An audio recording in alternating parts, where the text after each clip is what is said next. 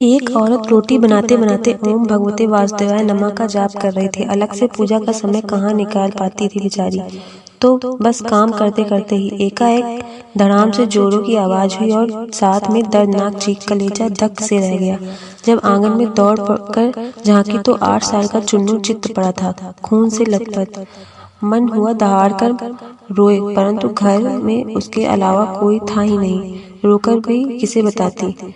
फिर चुन्नू को संभालना भी तो था। दौड़कर नीचे गई तो देखा चुन्नू आधी बेहोशी में माँ की रट लगाए हुए है।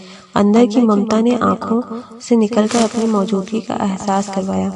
फिर 10 दिन पहले करवाए अपेंडिक्स के ऑपरेशन के बावजूद न जाने कहां से इतनी शक्ति आ गई कि चुन्नू को गोद में उठाकर पड़ोस के नर्सिंग होम की ओर दौड़ी। रास्ते भर भगवान को जी भर कोसती रही, बड़बड़ाती रही, हे कन्हैया, क्या बिगाड़ा था मैंने तुम्हारा जो मेरे बच्चे को ऐसे।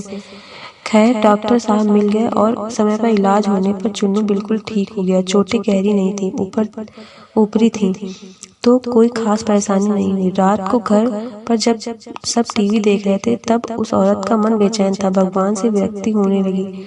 एक माँ की ममता प्रभुसत्ता को चुनौती दे रही थी। उसके दिमाग में दिन की सारी घटना चलचित्र की तरह चलने लगी। कैसे चुन्नू आंगन में गिरा कि एकाएक उसकी आत्मा सिहर उठी। कल ही तो पुराने चापाकल का पाइप का टुकड़ा आंगन से हटवाया था, ठीक उसी जगह था जहाँ चिंटू गिरा था। मगर कल मिस्त्री न आया होता तो उसका हाथ अब अपने पेट की तरफ गया और जहाँ टाँके अभी भी हरे।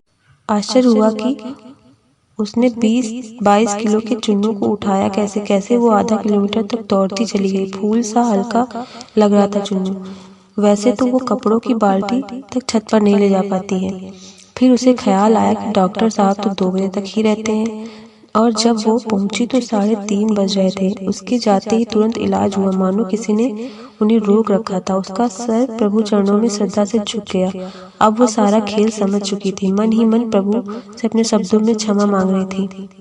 तभी टीवी पर ध्यान गया तो प्रवचन आ रहा था। प्रभु कहते हैं, मैं तुम्हारे आने वाले संकट नहीं रोक सकता, लेकिन तुम्हें इतनी शक्ति दे सकता हूँ कि तुम्हें आसानी से उन्हें पार कर सको। तुम्हारी राह आसान कर सकता हूँ, बस धर्म के मार्ग पर चलते रहो। उस औरत ने घर के मंदिर में झांक कर देखा, कन्हैया मुस्कुरा रहे थे।